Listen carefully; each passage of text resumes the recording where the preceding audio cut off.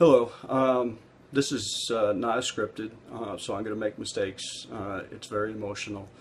Um, we uh, we have a very beautiful African American daughter that we were very fortunate enough to adopt 11 years ago, and we have we've dealt with a little bit of racism, stares, things like that. That when she calls us mom or dad, but she's never noticed. She didn't notice, and so we just blew it off because it was directed towards us. But this past New Year's Eve, my daughter had a friend over. They were having fun. They were doing selfies and sending them out to their friends on Snapchat and things like that. Well, this girl that does not like my daughter was at a friend's house. Apparently, a couple of twins that were freshmen from Prior Lake, and these twins decided to send my daughter some Snapchats. Well, with Snapchat, you hold the button down when you receive it, you listen to it or view it, and then it disappears. Well, after the third video, my daughter's friend, who's Caucasian, came and told my wife and I that these things were happening and what the content of it was. Not only was it bullying, but it was also racism.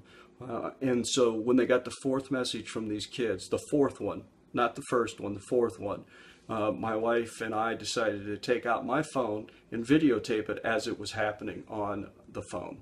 And I want to show this to you really quick. Covering them. Eric, can I see your toenails? Wait, you're a slut. You're such a slut. Nigger. You's a fat ass bitch. Yes, you are. So I apologize, you probably couldn't see it very well, but as you can imagine, my wife and I were extremely shocked. I found out who these kids were. I attempted to call the twins' parents, left multiple messages, never got anything back. Went to their house numerous times. Nobody would ever answer the phone, or I'm sorry, answer the door. And so I reached out to the police because a week and a half ago, some of our very good friends, their son committed suicide at the age of 13 because of bullying. And at that point, it just dawned on me, I can't have this hanging over us and my daughter thinking the worst and something could happen. So I went to the police, told the police what happened, gave them the video. They went to the school, talked to the police that are stationed at the school, brought the kids in, talked to the parents, asked if it was okay if I called the parents. I got the cell phone of the father. And when I got the cell phone of the father, I finally got a hold of this individual. I'm not going to call him a gentleman because he's far from it. And I talked to him, and he told me he didn't understand what was wrong with the video because, one, their kids didn't even know my daughter. And I was like, well, that makes it even double bad. You don't even know my daughter. He told me I was crazy, that that's what he did when he was a kid, and that him and his family make jokes at the house using this word all the time. So what was the big deal? Said a few things to him that I can't repeat over this video. Then hung up on him because I couldn't take it anymore. And so I promptly get this email, or I'm sorry, text, or geez, sorry, I'm upset. This voicemail back from him, and this is what it said. Yeah, Brad. Times have turned, huh?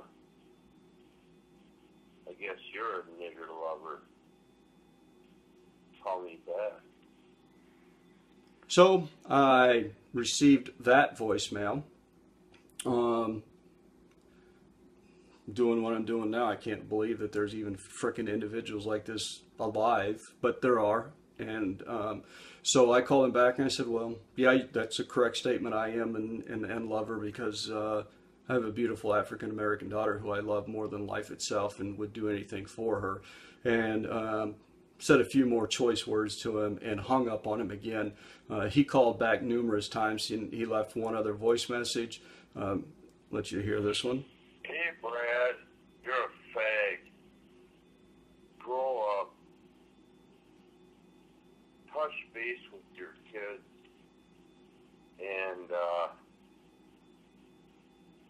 you're a loser. So and during our conversations, I said, well, I'm going to post this on social media. He goes, I don't care. I said, so you and your kids own this? Oh, yeah. Yep, no problem. It's like, okay, so I'm posting and I said, I'm going to tell him your name. He goes, I don't care. So his name is Darren. It's either D-A or D-E-R-O-N. Last name is Perot, P-U-R-O. And we live in Prior Lake, Minnesota. And so I just want him to own it. And his twins that go to high school as a freshman, they can own it too.